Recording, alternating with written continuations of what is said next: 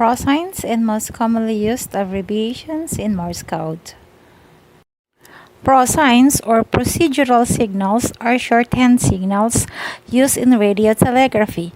They are special characters made by running two characters or letters without any spacing. For example,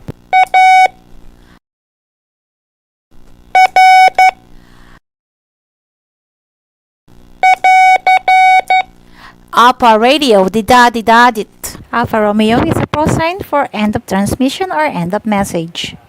To distinguish with regular characters, it is written with overscore.